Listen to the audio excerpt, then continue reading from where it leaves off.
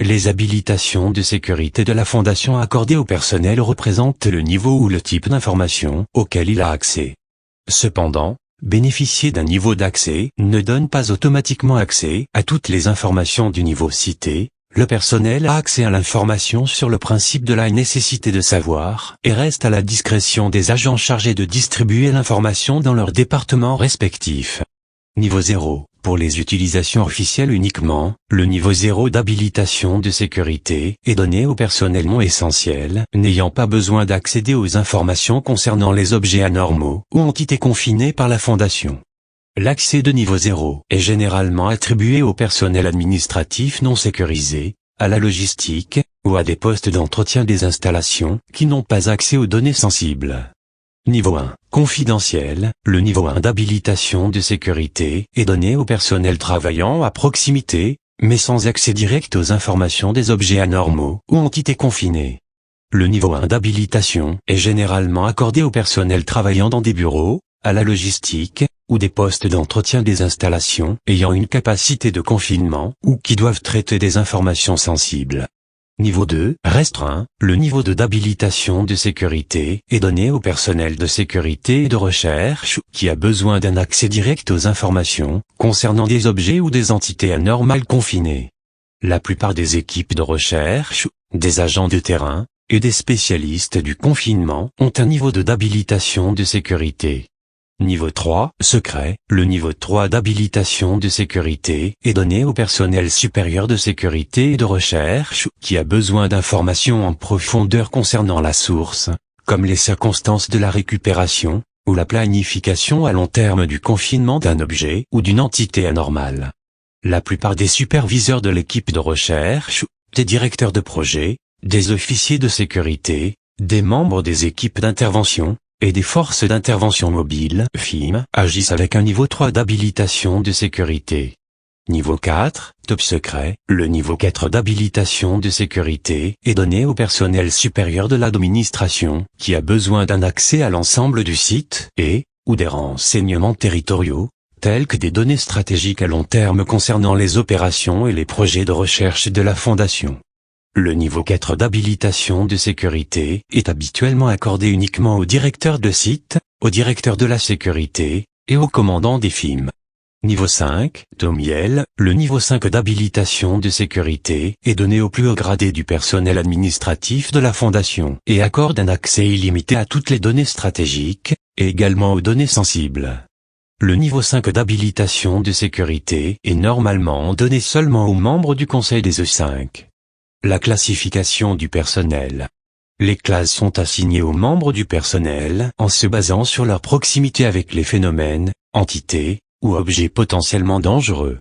Le personnel de classe A est celui jugé vital aux opérations stratégiques de la Fondation, et qui ne doit sous aucune circonstance s'approcher des anomalies.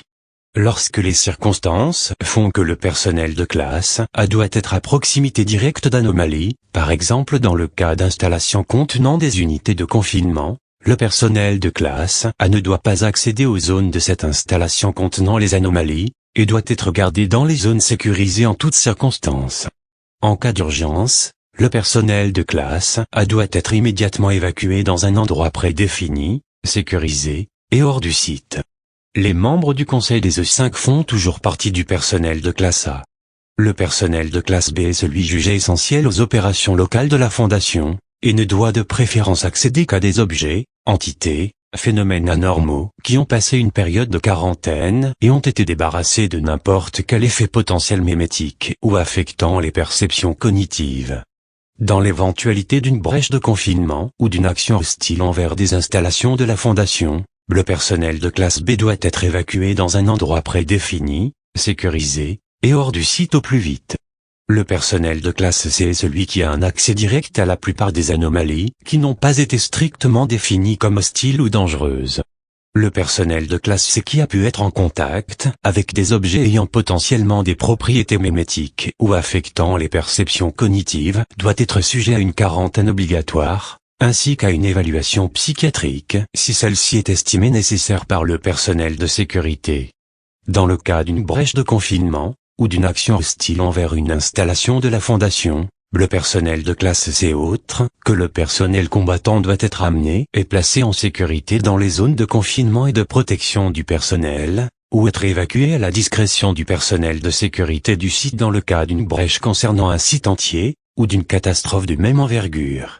Le personnel de classe D est le personnel renouvelable utilisé pour manipuler des anomalies extrêmement dangereuses, et n'est pas autorisé à rentrer en contact avec le personnel de classe A ou de classe B. Le personnel de classe D est généralement recruté à travers le monde parmi les rangs de prisonniers condamnés pour des crimes violents, particulièrement ceux ayant entraîné la mort. Dans des circonstances contraignantes, le protocole 12 peut être engagé, autorisant le recrutement depuis d'autres sources, comme les prisonniers politiques, les populations de réfugiés, ainsi que d'autres sources civiles, qui peuvent être transférées pour être détenues à la Fondation, dans des circonstances indéniables et plausibles. Le personnel de classe D doit passer des examens psychiatriques obligatoires régulièrement, et se faire administrer des amnésiques de classe B au minimum ou être supprimé à la fin du mois à la discrétion du personnel de sécurité ou du personnel médical. Dans le cas d'un événement catastrophique, le personnel de classe D doit être supprimé immédiatement si le contraire n'a pas été jugé nécessaire par le personnel de sécurité. La classe E est une classification provisoire appliquée aux agents de terrain et au personnel de confinement qui ont été exposés à des effets potentiellement dangereux au cours de la sécurisation et de l'instauration d'un confinement initial d'un objet, d'une entité ou d'un phénomène nouvellement désigné comme anormal. Le personnel de classe E doit être placé en quarantaine dès que possible, être suivi et surveillé afin d'observer les potentiels changements qui peuvent survenir dans les habitudes, la personnalité ou la physiologie, et ne peut retourner sur le terrain qu'après avoir été déclaré par les équipes médicales et psychiatriques comme pleinement sain. Les titres du personnel. Il s'agit de titres professionnels utilisés généralement au sein de la Fondation. Le personnel des sites. Les spécialistes du confinement ont deux rôles principaux dans les installations de la Fondation. Premièrement, les équipes de confinement sont appelées à répondre au cas d'activité anormale, pour sécuriser et établir un confinement initial pour les objets, entités, ou phénomènes anormaux, afin de pouvoir ensuite les transporter au site de confinement de la Fondation le plus proche. De plus, les ingénieurs et les techniciens sont appelés pour concevoir, améliorer et entretenir les unités de confinement, ainsi que les projets de confinement des objets, entités, et phénomènes que renferment les installations de la Fondation. Les chercheurs constituent la branche scientifique de la Fondation, venant des scientifiques les plus intelligents et entraînés de la planète. Avec des spécialistes dans tous les champs de compétences imaginables, de la chimie et la botanique à des sujets plus ésotériques comme la physique théorique ou la xénobiologie, le but des projets de recherche de la Fondation est de pouvoir mieux comprendre les anomalies inexpliquées et leur fonctionnement. Les officiers de sécurité des sites, souvent nommés simplement gardes, de la Fondation ont pour mission de maintenir la sécurité physique, ainsi que la sécurité d'information des projets, des opérations, et du personnel de la Fondation. Principalement recrutés dans le milieu militaire, les milieux policiers et de détention, les officiers de sécurité sont entraînés dans le maniement de tous les types d'armes conventionnelles, ainsi que dans une grande variété de plans de contingence couvrant la plupart des incidents pouvant mener à une brèche de confinement, comme par exemple une action hostile envers la Fondation. Ce personnel est également responsable de la sécurité de l'information, comme s'assurer que les documents sensibles ne soient pas égarés et que les ordinateurs des installations soient sécurisés face à des intrusions de l'extérieur.